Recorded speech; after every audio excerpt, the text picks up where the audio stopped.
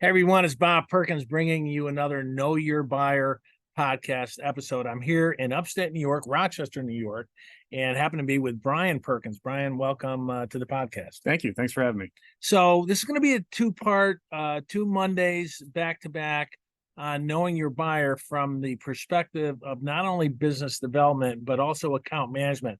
Bryan's been in sales and currently in sales leadership for several years, managing a BDR team. But Bryan, let's start with, the account management piece of it. And I've seen so many cases where the executive makes the sale, they introduce the account manager, and the account manager kind of goes in with this laundry list of things they want to do, make sure they're using all the features, kind of cookie cutter.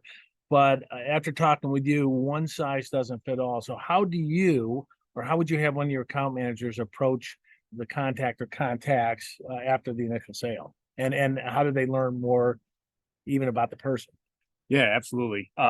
What I would have the account managers do is conduct a post-sale discovery call, essentially, right? They're going to have a knowledge share with the account executive after the sale is completed, but you want to meet with the buyer, you want to meet with the client and hear directly from them what's important to them, what are their goals and objectives with this product or this service, what does good look like for them, so that you as the account manager, you know what they're working towards. And it might not be full use of the product, right? It might be certain pieces, certain modules, but you know what's important to them. You can work towards that with the ultimate goal of renewing that contract when it comes up time for renewal, but then also cross-selling, upselling, earning their trust so that you can expand the footprint within their organization. You mentioned earning trust. At Crystal, we like to understand a person's personality, whether it's in the middle of a sales cycle, ideally before the sales happens, but in your case, the sales made.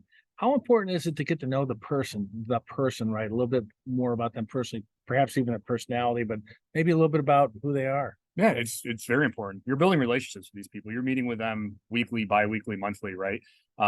You're their first point of contact for your company. So incredibly important to build those personal relationships with your clients. Okay, so to recap, I like what you said. Discovery is not just early in the sales cycle, right? It can be out just 6 months, 12 months into it. That's a really good tip, Bryan. Thanks for sharing that. Next week, we're going to talk a little bit about how SDRs, BDRs can maybe best prepare before cold calls. Yeah, absolutely. All right, everyone.